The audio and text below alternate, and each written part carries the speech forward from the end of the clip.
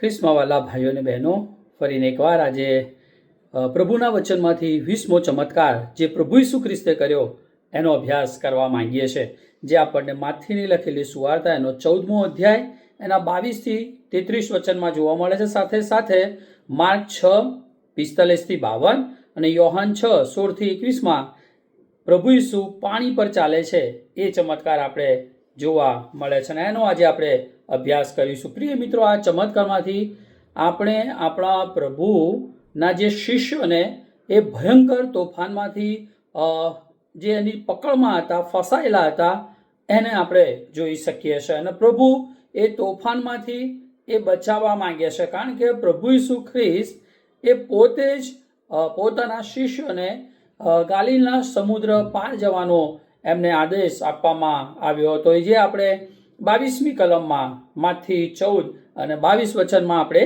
એ જોઈએ છે. અને શિષ્યો એ પ્રભુ ઈસુ ખ્રિસ્તની ઈચ્છાને આધીન થાય છે અને છતાં પણ આપણે તેમને તોફાનના સામે એ સંઘર્ષ કરતા આપણે જોઈ શકીએ છીએ. મિત્રો, શિષ્યો હોળી સમુદ્ર મધ્યે એ તોફાનમાં ઘેરાયેલી આપણે જોઈએ છે 24મી કલમમાં, અને આ શિષ્યો તોફાનમાં ફસાયેલા છે અને બહાર નીકળી શકતા નથી. આપણે એ પણ જાણીએ છીએ કે આ શિષ્યો એ માછીમાર હતા અને એમને તોફાન સામે કેવી રીતે લડવું અને સમુદ્રમાં જ એમણે પોતાનું જાણે કે જીવન વ્યતીત કર્યું હતું, તેમ છતાંય એ તોફાનમાંથી બહાર નીકળી શકતા નથી. શું મિત્રો, તમે પણ ક્યારેક પોતાને આ જગ્યાએ જોયા છે? શું મિત્રો, તમે ક્યારેય જીવનના કોઈ તોફાનમાં આ રીતે ફસાયેલા માલુમ પડ્યા છો? અને તમે ગમે એટલા પ્રયત્ન કર્યા હોય, તમે ગમે તે કરો, તેમ છતાંય એવું લાગે કે તમે આમાંથી બહાર નીકળી શકો તેમ નથી. આપણા બધાના જીવનમાં ક્યારેક ને ક્યારેક આવા સમયોમાંથી આપણે પસાર થતા જોઈએ છીએ.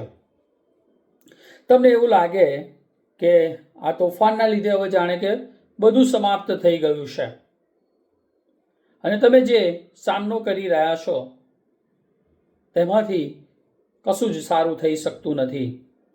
પણ મિત્રો, પ્રભુની સ્તુતિ કરીએ. કેમ?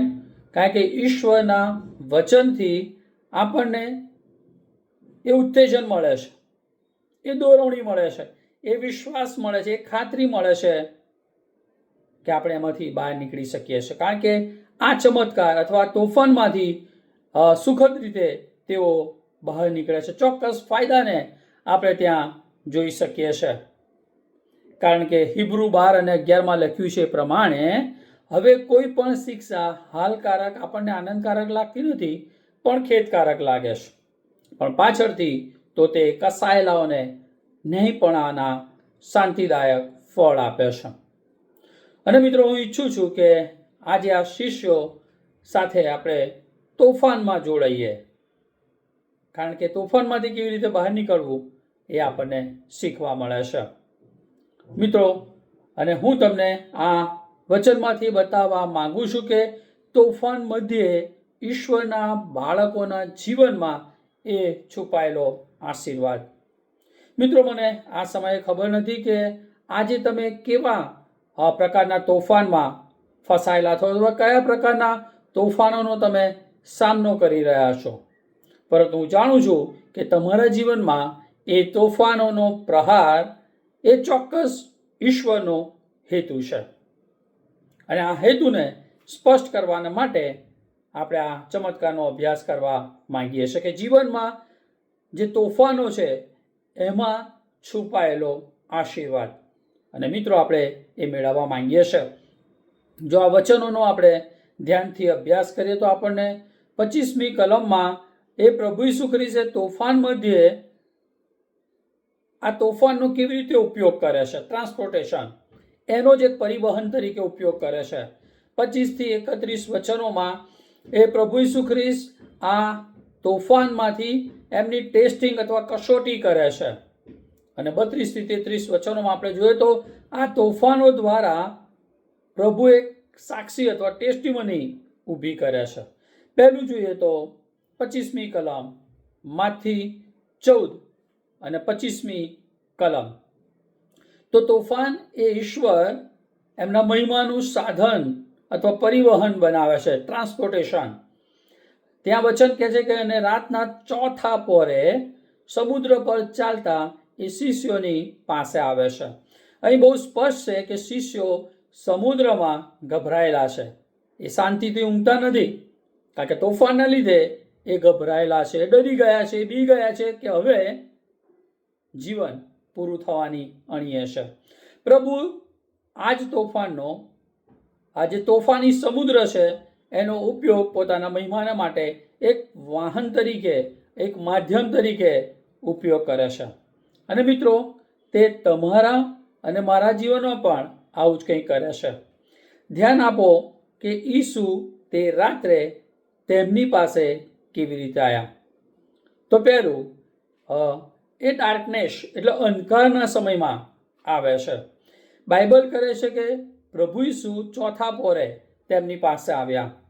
રાત્રિના કહે છે સૌથી અંધકારવાળા સમયે, કદાચ સવારના 3 થી 6 વાગ્યાની વચ્ચે ઈસુ પાણી પર ચાલતા પોતાના શિષ્યો પાસે આવે છે કે જે તોફાનથી ગભરાયેલા છે, મુશ્કેલીમાં, તકલીફમાં છે. તમે કદાચ આજે આ સમયે અંધકારમાં ચાલી રહ્યા હશો અને વિચારી રહ્યા હશો કે પ્રભુ ક્યાં છે. કદાચ તમે હમણાં તમારા જીવનના કેટલાક સૌથી અંધકારમય દિવસોનો તમે સામનો કરી રહ્યા છો. ત્યારે મિત્રો, હું તમને યાદ અપાવી દઉં કે આપણા જીવન ઈશ્વર હંમેશા આપણી સાથે છે.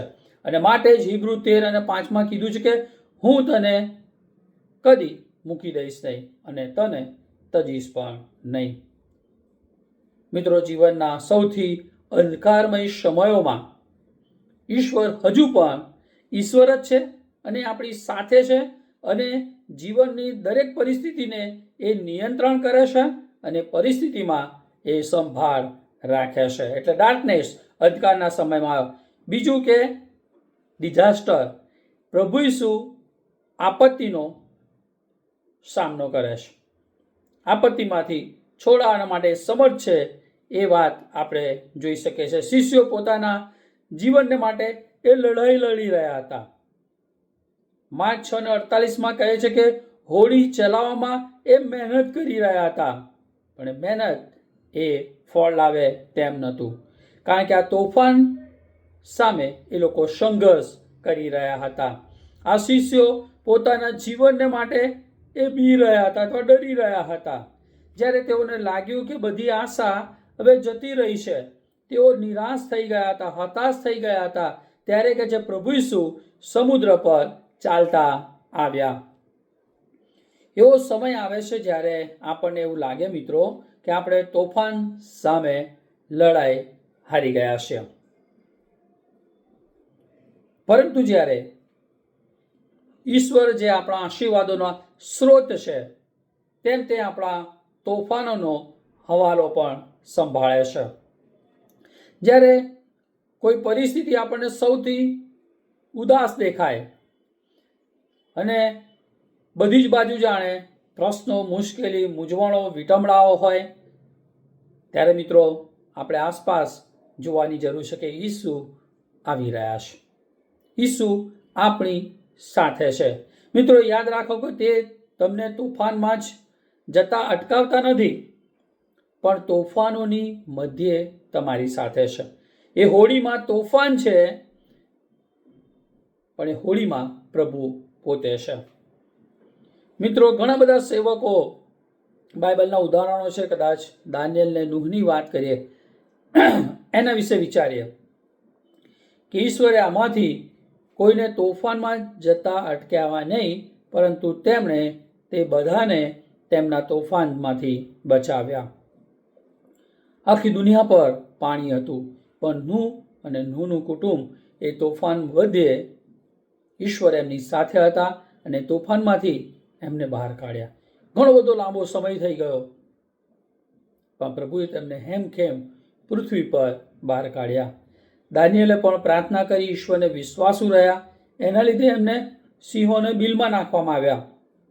પણ મિત્રો, આપણે જાણીએ છીએ કે એ બિલોમાં, એ સિંહોની મધ્યે પ્રભુ ત્યાં હતા. અને દાનિયેલને એમાંથી એમને બહાર કાઢ્યા. મિત્રો, આપણે ગભરાવાની કે બીવાની જરૂર નથી, કારણ કે પ્રભુ ઈસુ એ ઊંડા સમુદ્ર પર ચાલીને આવે છે. એ ડીપ, એ સમુદ્ર બહુ ઘેરા સમુદ્રની વચ્ચે આવે છે. ડાર્કનેસ, ડિઝાસ્ટર અને ડીપ. શિષ્યો જે વસ્તુનો ડર એમને કરતો હતો, ડર લાગતો હતો, તે તોફાની સમુદ્ર, તે જ વસ્તુનો ઉપયોગ ઈસુએ તેમના માધ્યમ તરીકે કરીને તેમની પાસે આવ્યા. મિત્રો, કેવા અદ્ભુત અને અજાયબ એવા ઈશ્વર એ મને ને તમને મળ્યા છે. તે એમ કહી રહ્યા છે કે તોફાન ભયંકર નથી.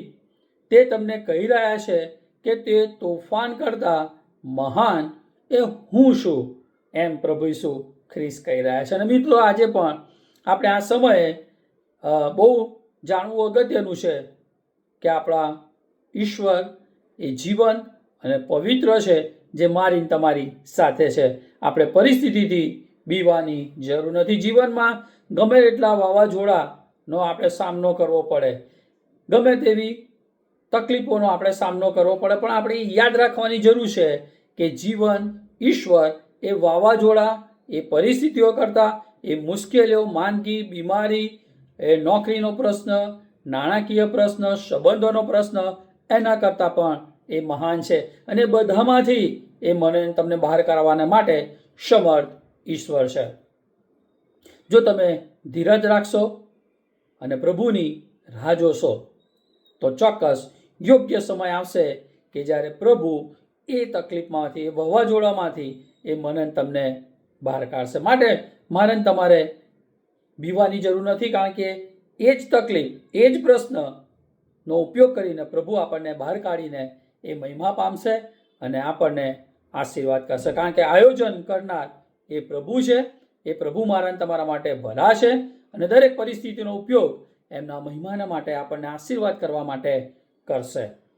અને માટે જ રૂમી 8 અને 28 લખ્યું છે પ્રમાણે, વળી આપણે જાણીએ છીએ કે જેઓ ઈશ્વરના ઉપર પ્રેમ રાખે છે, જેઓ તેમના સંકલ્પ પ્રમાણે તેડાયેલા છે, તેઓને માટે ઈશ્વર એકંદરે બધું હિતકારક બનાવે છે. અને મિત્રો, આ વચન આપણે યાદ રાખીએ, આપણને ઉત્તેજન આપે છે કે દરેક પરિસ્થિતિમાં પ્રભુ આપણી સાથે છે અને દરેક પરિસ્થિતિ આપણા માટે ભલી છે, કારણ કે ઈશ્વર આપણને પ્રેમ કરે છે, કારણ કે પ્રભુએ એ મને તમને તેડ્યા છે. બીજી બાબત આપણને 25 થી 31 કલમમાં જોવા મળે છે કે એ તો છે પ્રભુ એ કસોટીઓનો એ સાધન બનાવે છે, એ તોફાનને, બરાબર, એટલે ટેસ્ટ કરે છે, ટેસ્ટિંગ. અહીંયા જોઈએ તો અહીંયા આપણને જે વસ્તુ શીખવા મળે છે 25 થી 27 કલમમાં, ધે રિવીલ ધ સેવિયર, બરાબર. એ તોફાન, એ પરિસ્થિતિ, એ તારણહારને પ્રગટ કરે છે, બરાબર. પ્રભુ સમુદ્ર પર ચાલતા આવે છે, એ ગભરાઈ ગયા છે અને પ્રભુ કહે છે તમારે બીવાની જરૂર નથી, હિંમત રાખો, તે હું છું, તમારે બીવાની જરૂર નથી. જ્યારે પ્રભુ ઈસુ ખ્રિસ્ત પાણી પર ચાલતા આવ્યા ત્યારે શિષ્યો તેમને ઓળખી શક્યા નહીં. તેઓને લાગ્યું કે આ કોઈ દુષ્ટ આત્મા છે, ભૂત છે. તેઓ ડરથી બૂમ પાડે છે, પરંતુ ઈશ્વરનો આભાર માનીએ, ઈશ્વરની સ્તુતિ કરીએ કે ઈસુ શાંતિ અને સામર્થ્યનો સંદેશો લઈને આવી રહ્યા છે. તેઓ તેમની પાસે શાંતિનો સંદેશો લઈને આવ્યા અને કહ્યું કે હિંમત રાખો. તેઓ તેમની પાસે સામર્થ્યનો સંદેશો લઈને આવ્યા અને કહ્યું તે હું છું. પ્રભુ તેમની પાસે એ સંભાવના અથવા ખાતરીનો સંદેશો લઈને આવ્યા અને કહ્યું ડરશો નહીં, બીહો નહીં. અને આ પ્રભુનું સામર્થ્ય છે. મિત્રો, જીવનના તોફાનમાં એવી ક્ષમતા છે કે તેઓ તારણહારને એવી રીતે પ્રગટ કરે છે કે આપણે પહેલાં ક્યારેય વિચાર્યું નહોતું. જ્યારે તે આપણી પાસે આવે છે આપણા તોફાન પર ચાલતા, ત્યારે તે આપણને આશાનો સંદેશો લઈને આવે છે. એ તોફાની રાત્રે એ શિષ્યોને શાંતિનો સંદેશો આપ્યો, એ મેસેજ ઓફ પીસ. જ્યારે તેમણે તેમને કહ્યું હિંમત રાખો, ત્યારે તેઓ હજુ પણ તોફાનમાં હતા. મિત્રો, પ્રભુ ઈસુ ખ્રિસ્ત આપણા તોફાનો વચ્ચે અથવા મધ્ય આપણને શાંતિ આપે છે. ફિલિપી 4:6-7 આપણે યાદ રાખવાની જરૂર છે, ભૂલવાની જરૂર નથી. ત્યાં નીરવ શાંતિનો ઉલ્લેખ કર્યો છે. સાથે પ્રભુ એ મેસેજ ઓફ પાવર સામર્થ્યનો સંદેશો એમની પાસે લાવે છે.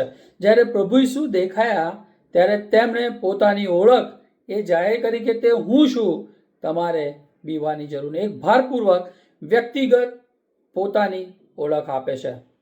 આ એ જ વાક્ય છે કે જેનો ઉપયોગ પ્રભુ ઈસુએ કર્યો હતો જ્યારે તેમણે કહ્યું કે હું બહાણું છું, માર્ગ સત્યતા જીવન હું છું, હું રોટલી છું, હું ખરો દ્રાક્ષાવેલો છું, હું સારો ભરવાડ છું. શું મિત્રો તમને આ પિક્ચર ક્લિયર થયું કે પ્રભુ ઈસુ ખ્રિસ્ત તેમના શિષ્યોને કહી રહ્યા છે, હિંમત રાખો, હું ઈશ્વર તમારી સાથે છું. મિત્રો, જ્યારે આપણે ક્યારેય સત્ય સમજીએ છીએ કે પ્રભુ ઈસુ ખ્રિસ્ત મહાન છે, હું છું એ આપણી સાથે છે, ત્યારે આપણે બીવાની જરૂર નથી. માથી 28:18 કીધું છે કે આપણે પરીક્ષણો વચ્ચે એ શાંતિનો આનંદ માણી શકીએ છીએ, કારણ કે પ્રભુને દરેક પરિસ્થિતિ પર અધિકાર અને સત્તા છે. સાથે ત્રીજી બાબત અહીંયા એ શીખવા મળે છે, મેસેજ ઓફ પોટેન્શિયલ, એટલે ક્ષમતા અથવા શક્યતાની વાત અહીંયા કીધી છે. પ્રભુ ઈસુ ખ્રિસ્તે તેમના શિષ્યોને એક આદેશ આપ્યો કે તમે ડરશો નહીં અથવા બીસો નહીં. કેમ? કારણ કે હું તમારી સાથે છું. તમારે હવે ડરવાનું નથી, બીવાનું નથી, એને બંધ કરો, કારણ કે હું તમારી સાથે છું. પ્રભુ દરેક ક્ષેત્રો પર, દરેક પરિસ્થિતિ પર એ નિયંત્રણ ધરાવે છે. કેમ? કારણ કે ઈશ્વર છે, કારણ કે બધી બાબતો પર એમનો અંકુશ રહેલો છે. એવી કોઈ જગ્યા નથી, એવા કોઈ પ્રશ્નો નથી કે જેનું નિરાકરણ એ ઈશ્વર પ્રભુ પાસે ના હોય. કેવળ આપણે વિશ્વાસ કરવાની જરૂર છે. આપણા તોફાનો મધ્યે એ બધામાંથી કાઢીને આશીર્વાદ આપવાને માટે ઈશ્વર એ મારી અને તમારી સાથે છે.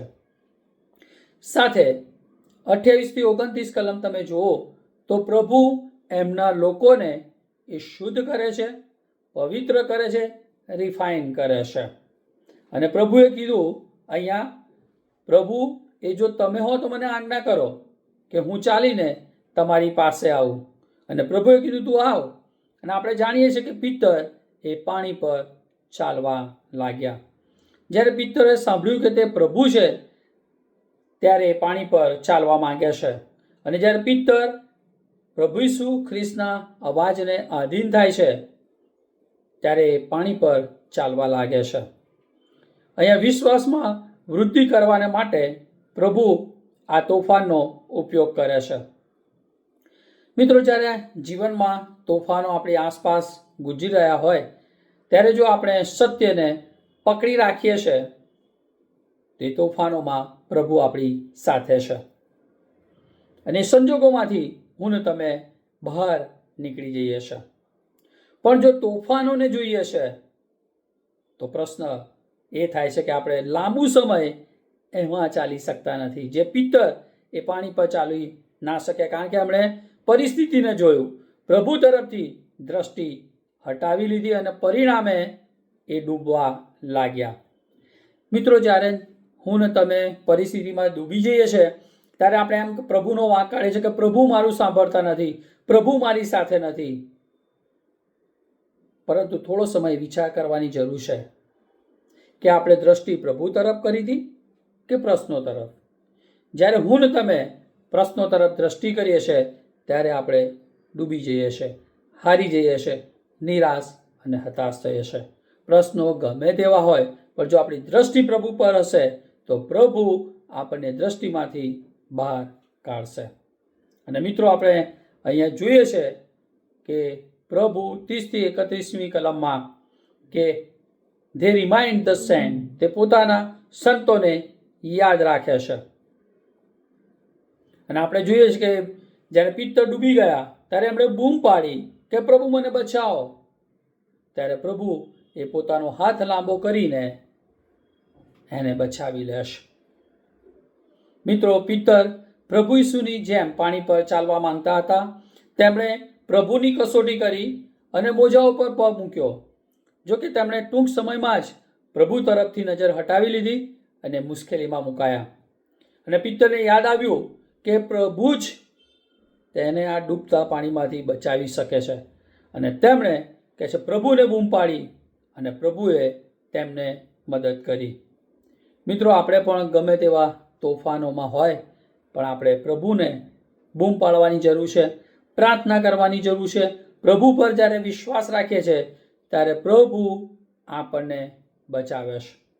પ્રભુ આપણને નિષ્ફળ જવા દેતા નથી, કારણ કે આપણી પરિસ્થિતિ એમના નિયંત્રણમાં છે. કોઈ વ્યક્તિ, વસ્તુ કે સ્થળ આપણને આપણી પરિસ્થિતિમાંથી બહાર કાઢી શકતા નથી, કેવળ પ્રભુ ઈસુ ખ્રિસ્ત. અને તે મને તમને હાથ પકડીને એમાંથી બહાર કાઢીને એક નીરવ શાંતિનો અનુભવ કરાવે છે, અને જે પ્રભુના મહિમાને માટે આપણે ઉપયોગી બની શકીએ છીએ. ત્રીજું અને છેલ્લું 32 અને 33મી કલમમાં કે આ તોફાન પ્રભુના મહિમાને માટે ટેસ્ટિમની એ સાક્ષીનું સાધન બને છે. અને આપણે જાણીએ છીએ કે તેઓ હોડીમાં ચડ્યા અને એટલે પવન, પ્રભુ જ્યારે હોડીમાં હતા ત્યારે કહે છે પવન બંધ પડ્યો. પ્રભુ પાસે એ પાવર છે. તેઓ તેમની શક્તિનો એ પુરાવો આપે છે. પ્રભુ ઈસુએ તોફાનને શાંત કર્યું. તેમણે કશું જ કહ્યું નહીં, પણ જ્યારે હોડીમાં એ આવ્યા ત્યારે સમુદ્ર શાંત થઈ ગયો. મિત્રો, આપણા જીવનની હોડી જ્યારે ડામાડોળ થાય, તોફાનથી જ્યારે ઘેરાય, એ ત્યારે હોય છે જ્યારે પ્રભુ એ હોડીમાં નથી હોતા. પણ જ્યારે પ્રભુ હોડીમાં હોય છે, આપણે એમને આમંત્રણ આપીએ છીએ, આપણી સાથે હોય છે, તો આપણા જીવનના તોફાનોમાં આપણે શાંતિનો અનુભવ કરી શકીએ છીએ, કારણ કે પ્રભુ પાસે એ સત્તા છે, પાવર છે. અને હિસ પર્સન કે એ વ્યક્તિ, ઈશ્વર પોતે જ એ મને તમને બહાર કાઢી શકે છે. જ્યારે આપણે આપણું જીવન એ પ્રભુને સોંપીએ છીએ, પ્રભુને સ્વામી તરીકે સ્વીકારીએ છીએ, ત્યારે આપણે દરેક પરિસ્થિતિનો સામનો કરી શકીએ છીએ, એમાંથી બહાર આવી શકીએ છીએ, અને પરિસ્થિતિ દ્વારા પણ આપણે પ્રભુને માન અને મહિમા આપી શકીએ છીએ. માટે આપણે પ્રભુને ઊંચા બનાવવાની જરૂર છે. પ્રશ્ન લઈને, મૂંઝવણો લઈને, એને મોટી બનાવીને એ પ્રભુનો વિરોધ કરવાની જરૂર નથી, પ્રભુને દોષિત ઠરાવવાની જરૂર નથી, પણ એ પરિસ્થિતિ પ્રભુના હાથમાં મૂકીને એમાંથી બહાર નીકળીને આપણે પ્રભુને મહિમા આપવાની જરૂર છે. આપણે પ્રભુની સેવા કરવાની જરૂર છે. આપણે ઘૂંટણો પર પ્રભુ પાસે નમી જવાની જરૂર છે. ગમે તેવી પરિસ્થિતિ હોય, આપણે બીવાની જરૂર નથી, પણ પ્રભુની પાસે આવવાની જરૂર છે. મિત્રો, આ ચમત્કાર મને તમને શું શીખવે છે? તો આપણે તોફાનને આશીર્વાદો તરીકે નિહાળીએ. આપણે વિપરીત પરિસ્થિતિને ઈશ્વરની ઈચ્છા તરીકે જોવાની જરૂર છે. શું મિત્રો, આજે આપણે એવું કરીએ છીએ? પ્રશ્નને આશીર્વાદ તરીકે જોઈએ છે, વિપરીત પરિસ્થિતિને ઈશ્વરની ઈચ્છા સમજીને એને વિશ્વાસુપણે આધીન થઈને એમાં પ્રભુનો મહિમા શોધીએ છીએ? આપણે શું કરીએ છીએ? આપણે પ્રભુની ઓળખ પ્રાપ્ત કરવાની જરૂર છે. તો હું ને તમે પણ જેમ પિત્તર એ મોજા પર ચાલ્યા, એમ એ પરિસ્થિતિમાં આપણે ઈશ્વરની સાથે ચાલી શકીએ છીએ, જ્યારે આપણે આપણી દ્રષ્ટિ ઈશ્વર તરફ રાખીએ છીએ ત્યારે. મિત્રો, આપણે એ વસ્તુ યાદ રાખવાની જરૂર છે કે આપણી જરૂરિયાતો પૂરી કરવાને માટે ઈશ્વર સમર્થ છે. આપણી એવી જીવનની કોઈ પણ પરિસ્થિતિ નથી કે જે ઈશ્વરના અંકુશમાં, નિયંત્રણમાં ના હોય. મિત્રો, આપણી દરેક પરિસ્થિતિ, આપણા દરેક તોફાનો એ પ્રભુને જણાવીએ, અને અવશ્ય આપણે તેમની ઈચ્છાને એમાં શોધીએ. અને જો આપણે એમ કરીએ છીએ તો ઈશ્વર ચોક્કસ દરેક પરિસ્થિતિમાં એ મને તમને શાંતિનો અનુભવ કરાવશે. મિત્રો, આજે તમે ગમે તે તોફાનો હોય તમારા જીવનમાં, ગમે તે પરિસ્થિતિનો તમે સામનો કરી રહ્યા હોય, પણ તમે પ્રભુને એ બાબત જણાવો. પ્રભુ ચોક્કસ તમારો હાથ પકડીને એ વિપરીત પરિસ્થિતિમાંથી ગમે તેવો પ્રશ્ન હોય એમાંથી તમને બહાર કાઢવાને માટે એ સમર્થ ઈશ્વર છે. અને એમાંથી બહાર નીકળીને પ્રભુને તમે માન અને મહિમા આપો એવી મારી હૃદયની તમારા માટેની પ્રાર્થના છે. પ્રભુ આ વચન સમજવાને માટે અને આ પ્રમાણે સંપૂર્ણ પ્રભુ પર વિશ્વાસ રાખવાને માટે આપ સર્વની સહાયને મદદ કરો. Amen. May God bless you.